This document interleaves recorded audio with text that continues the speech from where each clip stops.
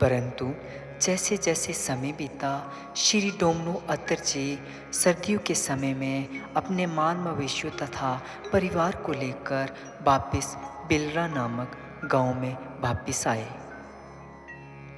1-2 साल बीतने के बाद समस्त परिवार बीमार पड़ने लगा। जानवरों की रात भर आवाज़ें आने लगी। लोमड़ी, गीदड़ तथा समस्त जानवरों की घर के बाहर आकर जोर जोर से आवाज़ें आने लगी। वह भगत फिर उस चीज़ से परेशान हुआ। वो उस बात को फिर नहीं समझ पाया। वह वापस उसी दरबार में गया, पर वह स्वयं उस चीज़ को ना समझकर उन्होंने उस चीज़ से इनकारी दे दी। वो कहने लगे कि माँ की महिमा को हम समझने में हम समर्थ हैं, हमें क्षमा करें। श्री डोमनू अत्तर जी ने इस चीज़ को समाप्त ना करते हुए हिमाचल प्रदेश के कांगड़ा जिला में जाकर वहाँ पर माँ के पुजारी के पास पहुँचे और कहने लगे कि पंडित जी, पुजारी जी, माँ के सेवादार जी, मैं बहुत परेशान हूँ, मैं बहुत दुखी हूँ, मेरा समस्त परिवार पीड़ित है। रात भर जानवरों की आवाज़ें आती हैं।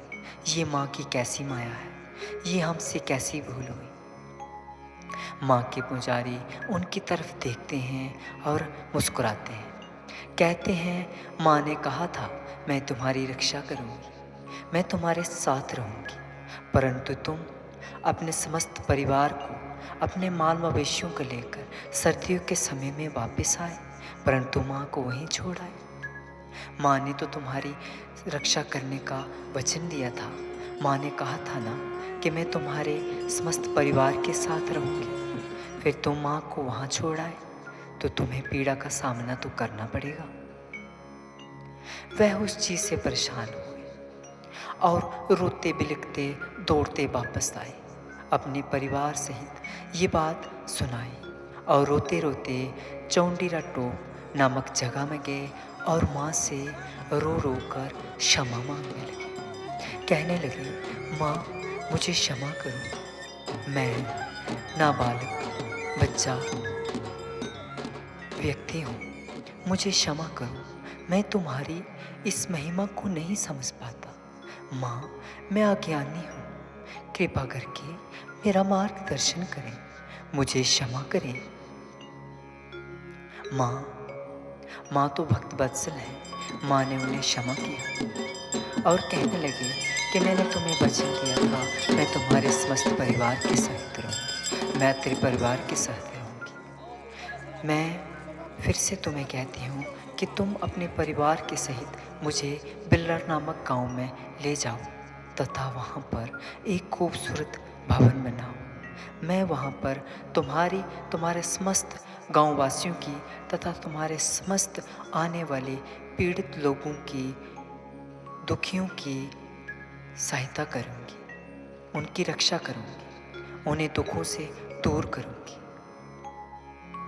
कहते हैं श्री डोमनू अत्तर जी ने सन 1857 चैत्र नवरात्र के 7वें नवरात्रि को वहाँ पर माँ चंडी का भवन बनाया और माँ चंडी का वहाँ पर स्थान दिया।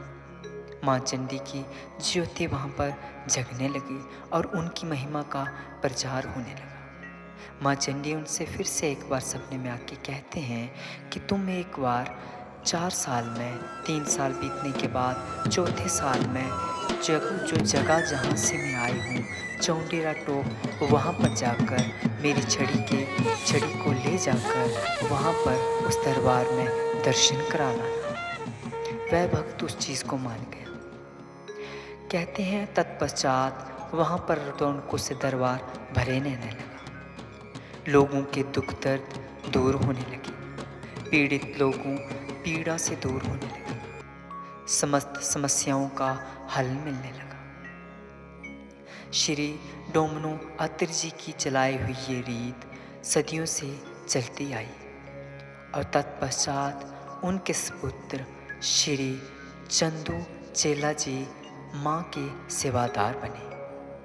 कहते हैं श्री चंदू चेला जी के समय में माँ ने काफ़ी महिमाएं की, लोगों को मौत के मुंह से वापस लाया, कैंसर तथा समस्त बीमारियों का इलाज किया।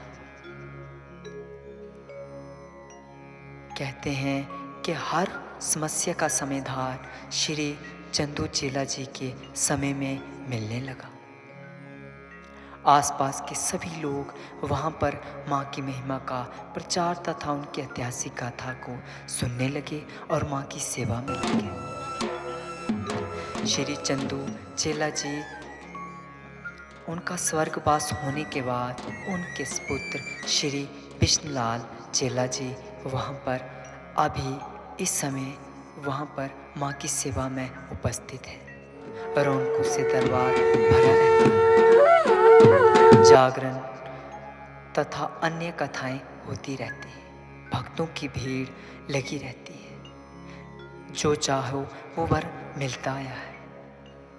कहते हैं कि आज भी तत्पश्चात इस समय भी हर 3 साल बीतने के बाद चौथे साल माँ की छड़ी चौंडेरा टोप में जाती आई है और माँ चंडी की महिमा होती रहती है। माता के लंगर लगे रहते हैं। हमें सुनने में आया है कि माँ चंडी के दरबार, जहाँ चौंडेरा टोप जहाँ से माँ चंडी आए थे, वहाँ पर श्री मूलराज जी का लंगर लगा रहता है, भक्तों की भीड़ लगी रहती है। एक दिन की ये छड़ी यात्रा वापस बिल्ला नामक गांव में आती है और रात में जागरण रहता है।